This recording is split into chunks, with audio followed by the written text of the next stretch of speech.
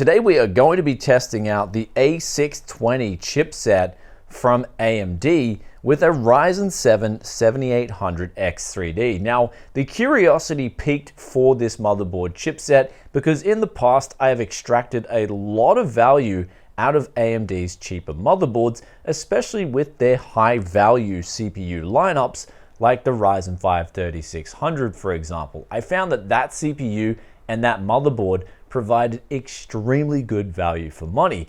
Now, what I want to look for with this is if you go with an A620, are you going to be losing much performance versus, say, an X670? Where at Computex, I was looking for a lot of information, not just with GPUs and prices and numbers there, but also when I started talking to people on the showroom floor, they divulged a lot of information to me that I believe I shouldn't know.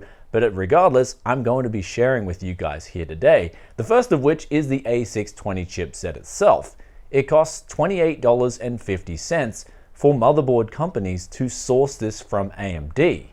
And that's in bulk. As opposed to the X670 chipset, that costs the motherboard manufacturers around $54.50. So automatically, if you're going for an A620 motherboard, you are going to be saving over $25 just like that. That's money that you're not handing towards AMD. Furthermore, the requirements for the motherboard manufacturers to make an X670 is that it has to have 4 slots of memory, a much bigger VRM, as well as a lot of different features, for instance PCIe 5.0 compatibility built into the lanes, that just adds so much cost on top of the motherboard that by the time you get to the end price, an A620 is going to be under half the price of an X670 motherboard, which can save you a lot of money, especially if you're on the budget, but you want to get the best performance possible. And today we're going to be doing just that with this chipset, and the first of which is the memory overclock capabilities of an A620 motherboard versus an X670, where in this case I was able to lock in with the Ryzen 7 7800X3D 6400 megahertz on both platforms, meaning that some of the best X670 motherboards, at least with this Ryzen 7000 generation of chips, is going to make no difference to the memory OC capabilities because we're now limited to that Ryzen CPU itself, the integrated memory controller, being capped at around 6400 megahertz.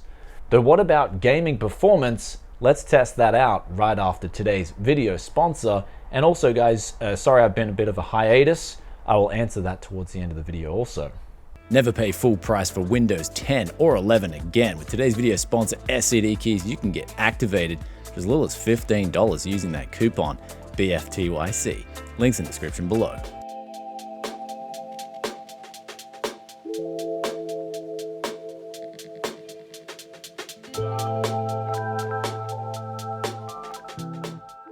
So we've just finished our first round of testing here, and we have some really interesting results. And this is my first time using an A620 motherboard as well as a 7800X3D.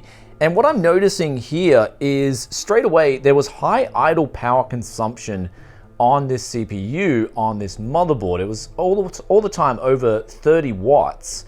And if we ran it at default memory and default everything, it was going up still to around 25 watts, or that was the minimum base case. However, there was one setting I turned off in the BIOS that, with our tune settings, dropped the 32 watts roughly all the way down to 19 watts.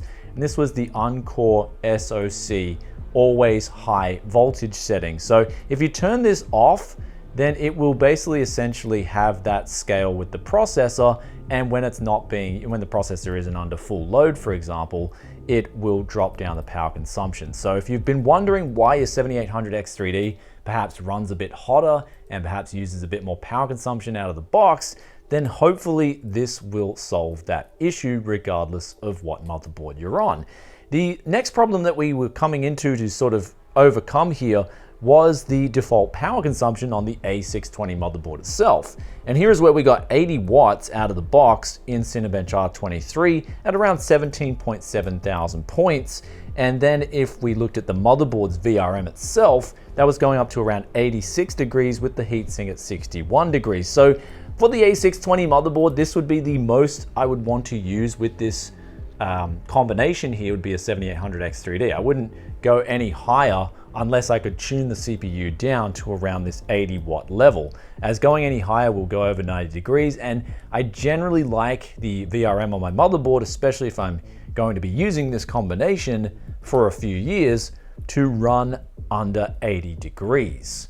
So good news is though, we did get that under 80 degrees on the VRM only just, and this was when we tuned the CPU with a maximum limit of 75 degrees in the BIOS. And although Ryzen Master opens up on Windows, we don't get any control of the X3D chip. They're back to that temperature limit of 75 degrees on the CPU. This is where we actually got the best numbers in terms of average FPS in the 1080p low settings benchmark with an RTX 4090 on The Last of Us, versus the worst case scenario, which was just the default CPU with no memory OC at all. However, one important thing is with this CPU and this motherboard combination, rebar, resizable bar, that will actually be enabled by default. So you don't have to worry about turning this on. However, one setting you may wish to do in the BIOS is turn on the maximum utilization of rebar, which is what we did going forward with our tuned settings. Though another good thing is this motherboard capable of 6400 megahertz. However, I decided on 6200 megahertz because I wanted to drop down the SoC voltages as well as the memory voltages too, which we ended up with 1.25 volt on our DDR5 memory, and on the SoC we ended up with 1.18. Then now it's time for the second test, and that is to whack a water cooler on and let the 7800X3D run unconstrained on this motherboard, and then we're going to be testing that versus that X670.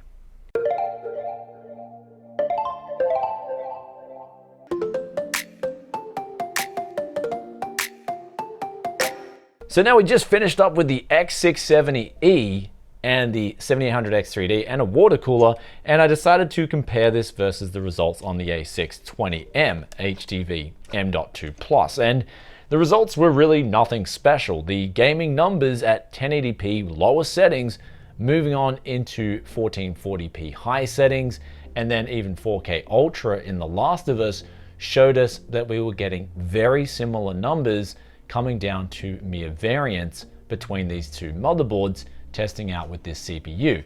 In fact, the best results we got in this game was when we were fine-tuning the A620M with the Snowman air cooler.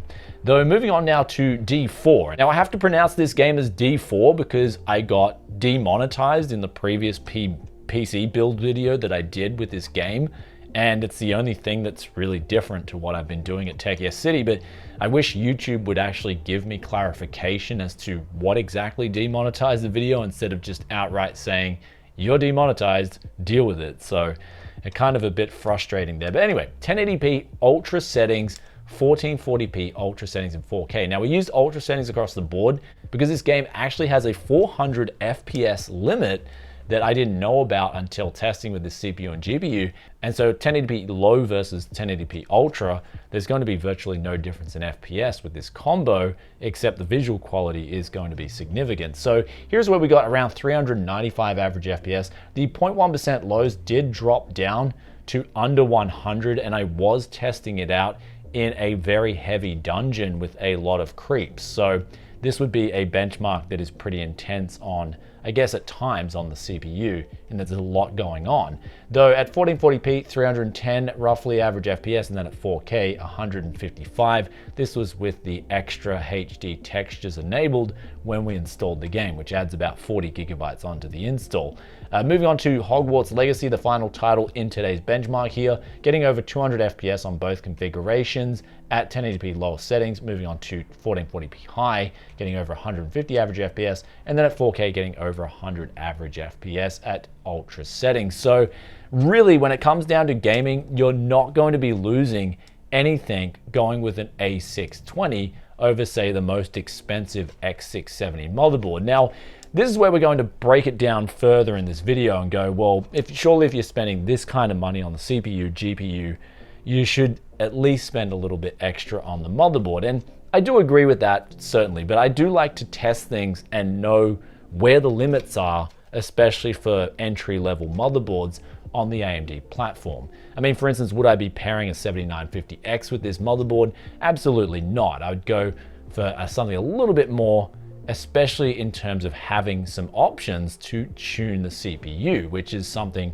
I got very little of on the A620.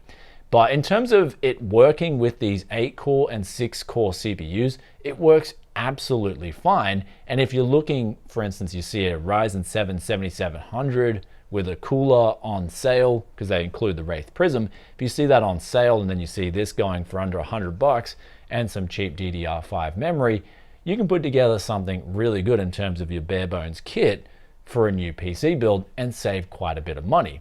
Now, in terms of the 7800X3D, I also wanted to test, okay, was there a big difference between this budget chipset and the more expensive stuff? And the answer was, especially for gaming, a big resounding no. Now, we didn't even bother to update the BIOS, which apparently improves CPU performance, because I was really happy with the performance to begin with. For instance, 4K Ultra settings, the GPU, when we check closely, it's going to 99%, which is exactly what you want with your CPU and GPU combo. Resizable bar is enabled by default, and Windows 10 works flawlessly with this combo, to the point where if you've got a Gen 4 SSD and you put it in the top slot, you're going to be getting really good speeds. In this case, we were measuring over 6 gigabytes per second transfers. Now, the final thing to talk about is that VRM, where with the 7800X3D, the VRMs were going to around mid 80 degrees, which is kind of my max threshold for what I would want to use in my rig personally, 24/7. Though it did pass the test, it did get there. Though I would recommend, if you were getting this motherboard, go with a top-down CPU cooler that puts airflow running through the VRMs to give it a little bit of cooling, and you should be absolutely fine. Though the 7800X3D itself, just like the 7950X3D, it runs pretty hot out of the box. And like I said in my 7950X3D review, there's just really no way to get this CPU cooler other than actually manually setting in a temperature limit in the BIOS, because you don't have really any control of the voltages besides the X670 carrying the PBO curve optimizer over the A620, which doesn't have that in the BIOS. You don't have a lot of options there for manually tweaking the X3D chips. And this is the same for the 5800X3D, where the best I could get on that was around 30 millivolt, minus 30 millivolt undervolt. In this case, we don't really get any options to undervolt at all. And then on the X670, we only get the option to do very similar to the 5800X3D. So the X3D chips, they do run out of the box a bit too hot for my liking, especially if you are wanting to keep this for a long time and you're gonna be playing games for a really long time. I would definitely think about going into the BIOS and just setting that temperature limit. In this case, we set it to 75 degrees, and that, for me, we didn't see really any drop in performance on any of these titles. In fact, the 75-degree limit wasn't actually working properly in The Last of Us, where it was boosting above that, but it was working in Cinebench R23, so that was pretty good to see. But I'd put that limit in there just for peace of mind, especially if you're going to be using this thing for years and years to come. And also in terms of power consumption, using an A620, the CPU is using about the same power draw from the wall and also in the software readout as it is on the X670. So that's some good news. They've really, this time around with A620 motherboards, implemented something that will work absolutely fine with at least the 6 and 8 cores. Though in terms of a 7950X or a 7900X, I would personally not go with those CPUs on an A620. And the main reason, at least up until this point, I'm going to actually ask ASRock about this is there any way for me to get some manual control of those CPU clocks and voltages? Even if I'm not overclocking, I don't care. I want to undervolt those CPUs in particular, because if I could undervolt, I believe something like their slightly more expensive A620 Pro RS, for example, that would actually be absolutely fine with a tuned 7950X, or at least undervolted to around 4.8 gigahertz all cores. That would give out some really good, I believe, synergy there, especially with the 7950X coming down in price. Though for what it's worth, A620, if you guys are looking to save a few bucks and you're getting a 6-core and 8-core on special, this motherboard is certainly going to deliver. I was very impressed with the performance, Very impressed with the use of these. And also, as we talked about before, if you guys are having idling issues and higher power consumption, you may wish to go to the BIOS, turn off that one setting, and you guys can thank me later in the comments. And speaking of comments, guys, we've got the question of the day, which we haven't done in a while. And I do apologize for my hiatus. This is actually the question that relates to the hiatus. Comes from Cornbreadman 2012, and they ask, hope you're doing all right, 12 days since the last video. And I do apologize here. I have been taking a bit of a break after Computex. That was just a flat out week of just constant work. And then from there I got back and I did the D4 PC. And to be honest, D4 is a game that I have really enjoyed. I haven't jumped into a PC game in a long time and just been absolutely immersed. And that game did that for me. Decided to take a bit of a time out and just really enjoy it. Now I've got my character up to a level where I've pretty much done all I wanted to do with the game.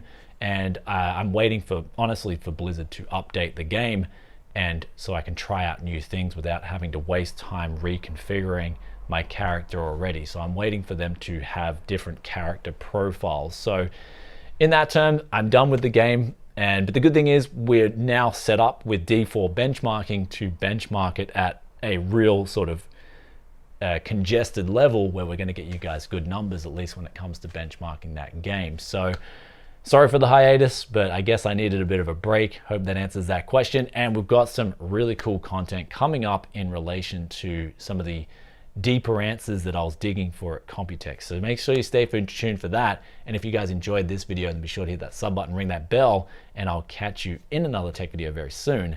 Peace out for now. Bye.